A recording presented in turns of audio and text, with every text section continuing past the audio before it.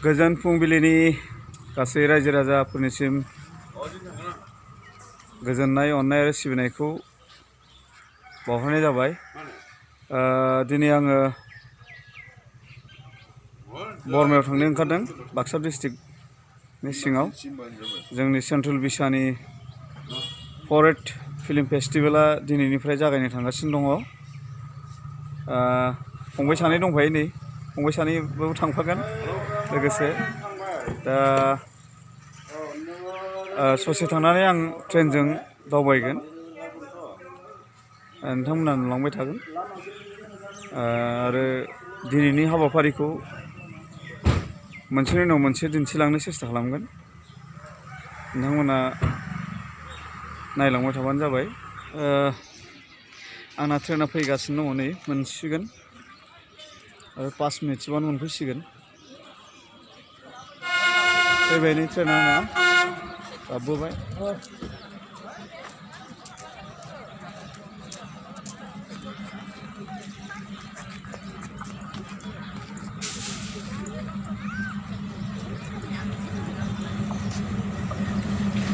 हाबबाय नै स्टेसनाव।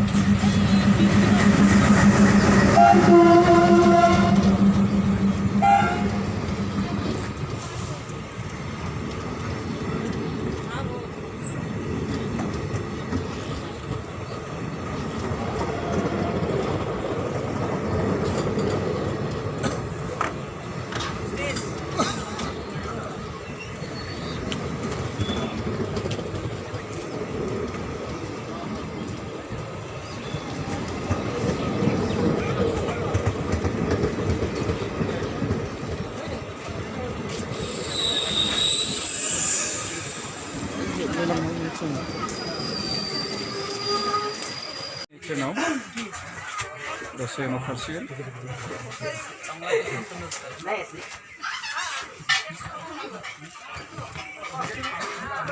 ट्रेना दा रङिया फारसे थांगासिनो दङ।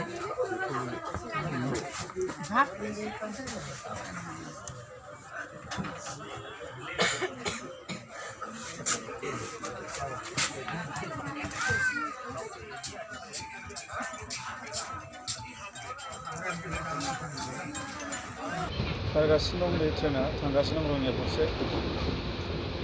आरो आधा घन्टानि उनाव रङिया मोनहैगोन जोङो।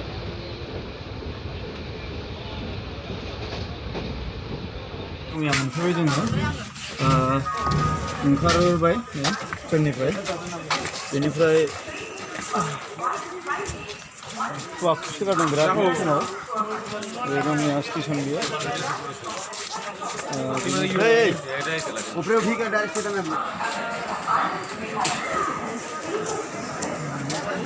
बिराद मानसि नै ट्रेनाव। दायो हरै खोला फारसे बारलांसै, अभार ब्रिजआव नै गाखोनो नागिरदों। गाखोनानै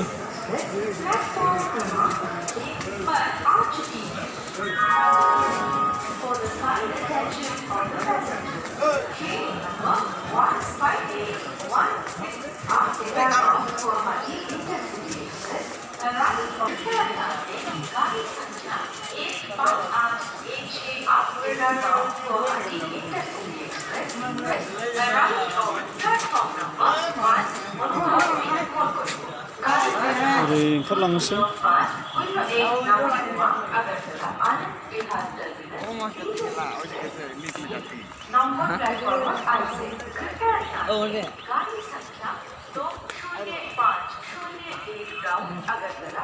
बिराद गुसु जादों बोथोरा, एकदम आखाइफ्रा बोरैबा स्ट्र' मोनलायबाय एकदम।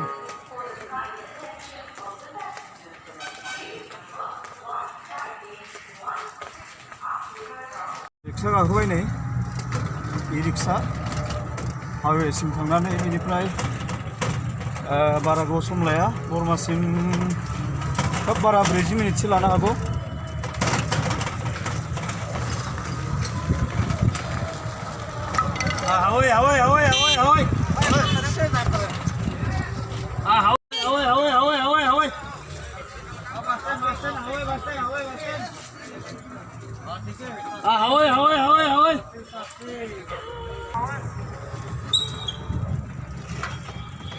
ঠান্ডা তো আজিয়ে বেশি হল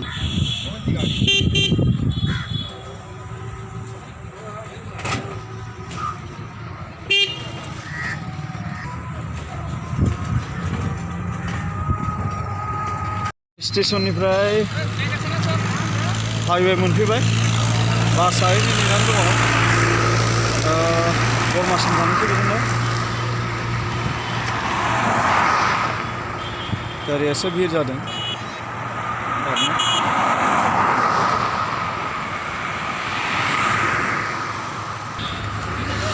बासाव नै गाखोबाय आङो बरमा थांगोन बेयो मानाव सोलियो बायदि नाय न थांगासिनो दं बरमा फारसे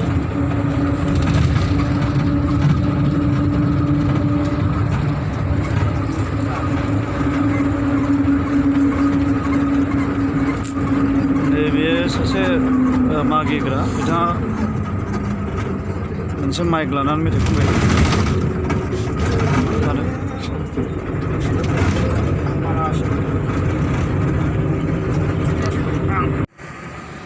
आं दा नै थारैनो बरमा मोनफैबाय बासनिफ्राय ओंखारबाय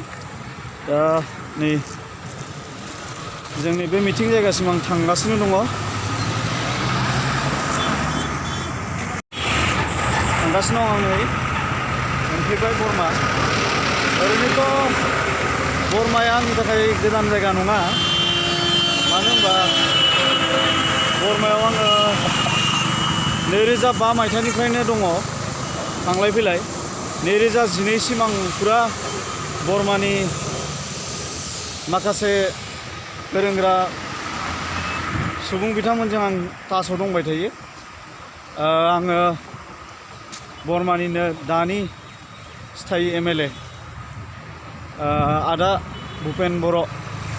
बिथांनि न'आवनो थायोमोन बिथाङानो माखासे समाव गोबां आंखौ खन्नायनि बेलायाव इन्सपिरेसन होबाय थादों आरो गावनि न'आवनो लाबोनानै दोनफैदों दायो बिथाङा नैबे बाराव MLA जाबाय खोब गोजोनथाव बाथ्रा दा आङो नोंथांमोननो दिन्थिलांबाय थागोन नै लोगोआ फैबाय आंना ओरैनो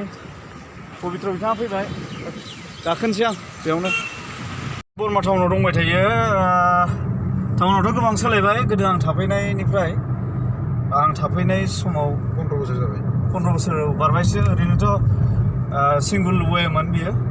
दाथ' आरो 4 लेन जाबाय गोबां सोलायबाय दा जों जायगासिम थांगासिनो दङ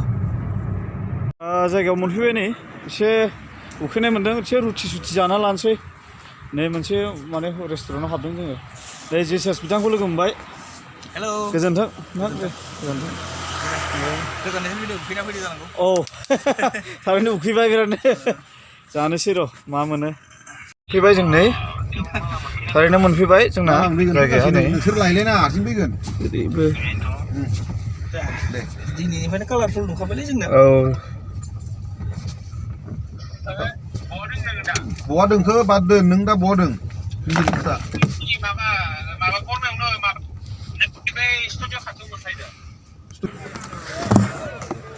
मोनफैबाय नै नायदो साराउन्डिंखौ नायदो नैबेफोर गाबोननि हाबाफारिनि दिनैनि हाबाफारिया मात्र सिंगिं कम्पिटिशन दङ बेनिफ्राय गुबै हाबाफारिया गाबोन फुंनिफ्रायसो जागायगोन दा नायलांबाय थादो नै गासिबो जा 90% जाजोब्बायखौनो हमना लादो बिसनि उनथिं हाबलांगासिनो दं जों नै नायलांबाय थाबानो जाबाय माखासे सिङावबो डेक'रेसन दङ नायबाय थादो नैबाव जोंनि आर्टिस्टफोरनि ग्रिन रुम बियो माखासे हाबाफारिफ्रा बेयावबो जागोन नैबेहाय नायदो मा सिनेमायाव नमिनेसन होनाय जादों बेफोरनि सावगारि बियो शर्ट फिल्मनि बियो गासिबो बिथांमोननि खाफालाव दंसै आरो मा सोर सोरहा उइनार जाखो बेखौ गाबोननि हाबाफारियावसो जों गुबैयै मिथिगोन हिसाबै जोंनि बिसानि आदा फैला बरगयारि नोंथांमोनाबो मिथिखागौ दिनै जे जोङो बे कम्पिटिसनखौ लानायनि गुबै जाहोनखौ आरो फंनैसो बुंदो जों मानि थाखाय जे गासैनिसिमबो खुलुमनाय बावहरबाय जोंनि गेजेराव बर' दावगाफुनाय लाइमोनफोरनि गेजेराव मेथाइ रोजाबनायाव गोबां टेलेन्ट गथ'फोर दङ आरो बिथांमोननो जोङो मोनसे प्लेटफर्म होनांगौ गोनांथि दङ आरो बिदिन्थि महरै नोंथांनो फोरमायनोसै थांनाय जिथु जोंनि सेथि नैथि थामथि जा बड' फिल्म एवार्ड जालांबाय बेवहायबो जोङो भइस अफ बड' सिंगिं कम्पिटिसनखौ लानाय जादोंमोन बे मोनथाम बे एवार्ड सेरेमनियाव जोङो ओरैबायदि माखासे महरगिरिफोर मोननो हादों जायफ्रा दिनै जोंनि बर'फोरनि गेजेराव इस्टाब्लिश सासे सिंगार जाबाय जेरैहाय फुकन बर' मोनसोम बर' बेनिफ्राय कपिल स्वर्गियारि बेनिफ्राय गुलजार आजिज बे बर' मेथाइ रोजाबो बेनिफ्राय गुलशन गयारि जों बिसोरखौ मोननो हादों आरो जायखौ दिनै जोंनि साफ्रोमबो माने बर' रायजो राजाफ्रा सिनायनो हायो बिथांमोना दिनै मेथाइ रोजाबनानैनो गावनि जिउखौ दैदेनलांनो हानाय जाबाय आरो जों आसा खालामबावदों बिथांमोना इयुनाव आरो बिनिख्रुइ गोजौसिनाव थांबावगोन थिग बेबायदिनो जोङो बै समनिफ्राय दिनैसिमहालागै बे सिंगिं कम्पिटिसनखौ लाबोबाय थानाय जादों जों देग्लायबो ओरैबायदि आसा खालामदों बे ब्रैथि बड' फिल्म एवार्ड सेरेमनियाव जानो गोनां जि भइस अफ बड' सिंगिं कम्पिटिसन बे बादायलायनायनि गेजेरजोंबो जों निस्सय माने मोजां जोङो सिंगार मोननो हासिगोन जोंनि बर' हारियाव जों बेफोर थांखिखौनो लानानै जों बड' सिने आर्टिस्टना बे हाबाफारिखौ जों लाबोबाय थानाय जादों इयुनावबो लाबोबाय थागोन जोङो टेलेन्टजोंनो जोङो प्लेटफर्म होनांगौनि गोनांथि दङ आरो बिसोरखौ थुलुंगा होनांगौनि गोनांथि दङ बेखिनि बाथ्राखौ बुंनानै जोंनि समाजाव फोरमायनायनि थाखाय आदानिसिम रोजा रोजा साबायखर थाबाय आरो बेजों लोगोसे आंनि चेनेला दिनै 1 दान जादों फंजा मुसाहारि अफिसियेल बे अफिसियेलाव एसे अननानै आंनो साबसक्राइबार मागिनानै होदो होननानै आं बुंनांसिगोन आरो मुसाहारि बिथांखौथ' बयबो सिनायखायो सासे मोजां सासे सिंगार मेथाइ रोजाबगिरि मेथाइ रोजाबनानै मुं खामायबोनो हानाय बिथाङा दिनै लेटैबाबो मोनसे इउटुब चेनेल बिथाङा दिनै खुलिनानै लादों बयखौबो साबसक्राइब खालामनो थाखाय खावलायबाय गोजोनथों खोनाबाय दा बयबो रायजोफ्रा अननानै साबसक्राइब खालामनानै होदो गोजोनथोंसै